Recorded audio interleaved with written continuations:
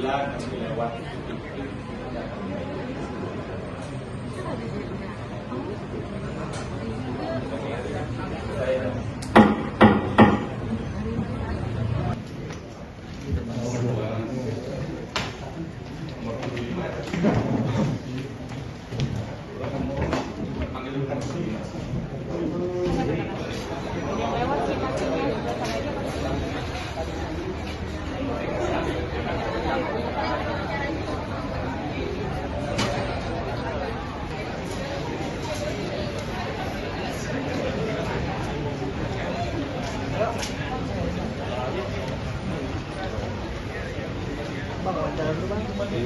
Terima kasih. Assalamualaikum warahmatullahi wabarakatuh. Terima kasih ya teman-teman media, hari ini sudah hadir di Pengadilan Negeri Jakarta Selatan. Jadi memang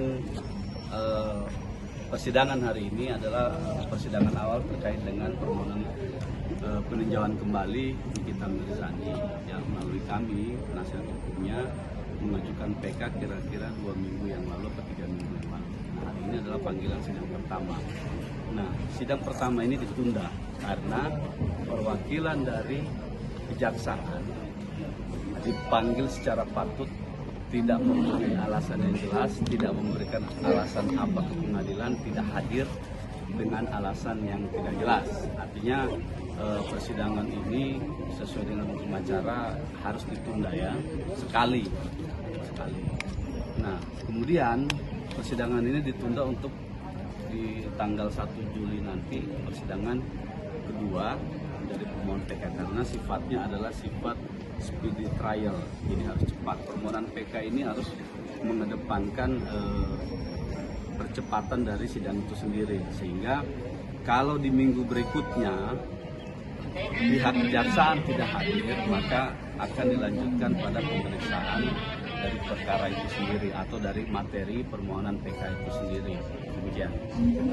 Bang, kalau Mbak Nikita sendiri kan kabarnya diwajibkan hadir, Bang. Nah, untuk perdana ini memang nggak jadi atau gimana, Bang?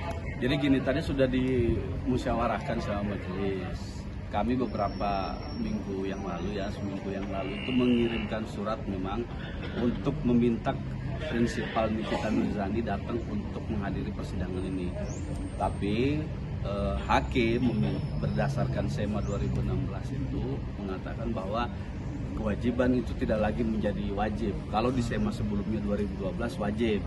Nah, 2016 itu tidak lagi menjadi wajib dan diperbarui di SEMA 2018 itu. Tapi ya kami tetap meminta kehadiran dari pemohon prinsipal Nikita Mirzani ini, ada rujukannya berdasarkan putusan Mahkamah Konstitusi nomor 34 dan seterusnya itu di tahun 2013 menegaskan bahwa kehadiran dari pemohon PK prinsipal itu wajib hukumnya, itu putusan Mahkamah Konstitusi ya. Salah satu pertimbangannya adalah karena Mahkamah berpendapat bahwa pemidanaan itu adalah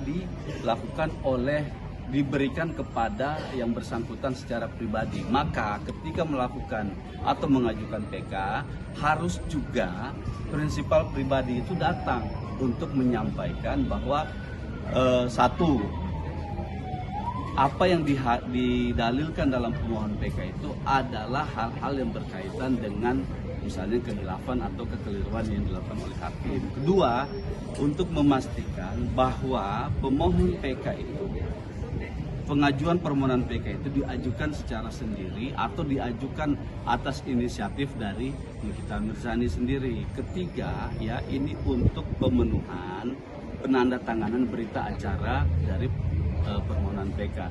Nah, 3 poin itulah yang tadi kami sampaikan di persidangan bahwa Nikita itu wajib harus datang ke persidangan ini. Gitu. Nah, cuman hakim masih mempertimbangkan itu. Nanti mudah-mudahan di persidangan berikutnya bisa dihadirkan.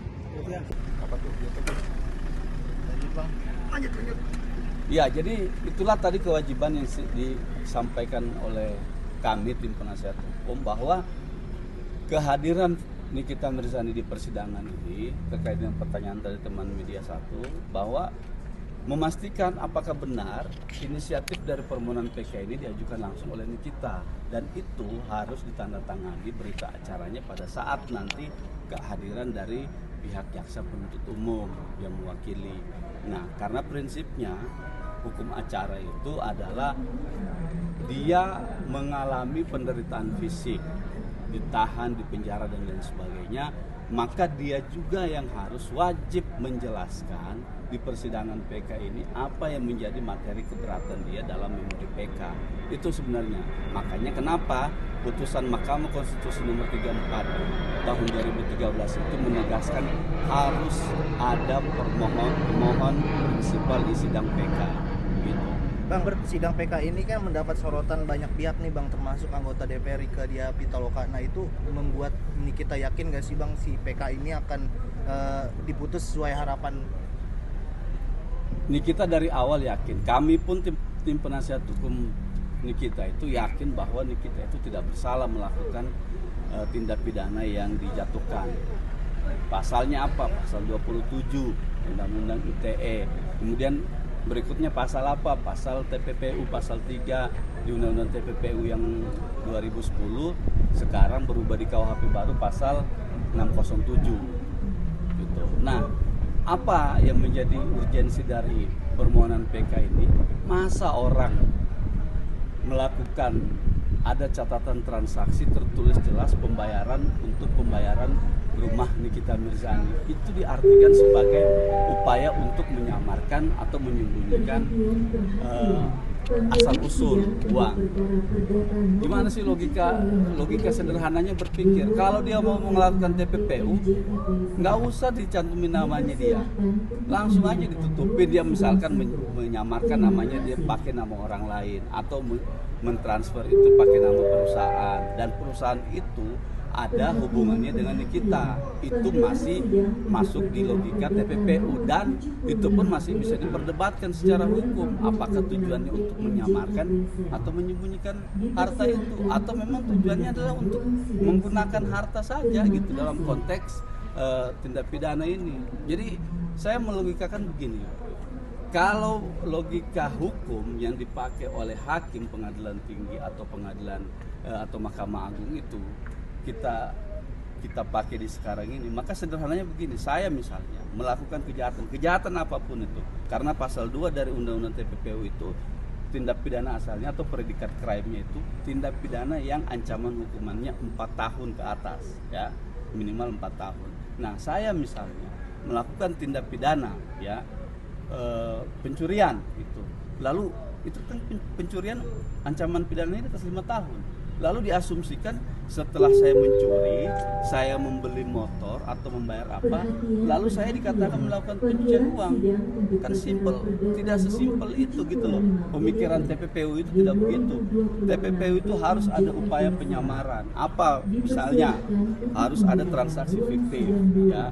Harus menggunakan perusahaan cangkang atau perusahaan bodong, harus menggunakan nama orang lain dan lain sebagainya. Nah, ini tidak tergambar, apalagi orang yang mentransfer itu adalah Reza Glady sendiri. Dia sendiri yang transfer ke perusahaan. Kalau pakai logika begitu, Reza Glady harus dilakukan upaya TPPU dulu dengan PT Bumi Paramawisesa gitu. Ya terbantu. Satu gini ya, kami mengucapkan terima kasih kepada Bu Rieke ya, karena beberapa bulan belakangan ini memang beliau intens membantu kami dalam proses penegakan hukum ini. Tapi poinnya adalah beliau membantu itu karena melihat kasus ini adalah kasus yang cacat hukum, ya, cacat dari segi formil maupun dari segi material. Kita tahu beliau ya, Bu Rieke itu memang sering menyuarakan hal-hal yang menyangkut ketidakadilan terhadap masyarakat yang diperlakukan secara tidak adil. Nah, dalam kasus ini public figure Nikita Mirzani mendapat perlakuan yang sama gitu. Nah, beliau menilai bahwa apa yang sudah dijatuhkan kepada Nikita ini itu jauh dari rasa keadilan, ya. Maka kehadiran beliau untuk datang mensupport Nikita, membantu Nikita dalam hal ini adalah untuk menyampaikan bahwa ruang publik itu ruang private itu tidak boleh disamakan dengan ruang publik gitu, bahwa ini adalah transaksi, bahwa ini adalah percakapan pribadi dan lain sebagainya yang kemudian dianalogikan sebagai kejahatan publik atau kejahatan pidana gitu. Nah ini maka kami berterima kasih kepada Bu Rike sudah membantu kami berapa bulan ini untuk mencari keadilan buat kita. Bang, apakah kondisi- Bu Rike akan dijadikan saksi ahli mungkin bang? Enggak, ahli kami ada beberapa ahli nanti dari universitas ternama juga. Update kondisinya Nikita gimana bang untuk Kondisinya alhamdulillah sehat, dia baik-baik saja, tidak ada masalah gitu. Nah, makanya dia menyampaikan untuk PK harus segera dimasukkan gitu kan, karena dia mau menyampaikan bahwa banyak sekali kejanggalan dalam putusan itu yang tidak pernah dipertimbangkan pada tingkat pertama, tingkat banding, apalagi tingkat kasasi, yang pada intinya hanya mempertimbangkan bahwa tidak ada pelanggaran atau tidak ada kesalahan penerapan hukum. Nah, ini kan juga menjadi potensi dari kehilafan hakim itu sendiri, sehingga kami mengajukannya sebagai salah satu dalil dalam permohonan PK. Gak sempat baca? Dengerin aja. Klik icon text to speech, gak pakai ribet di okezone.com.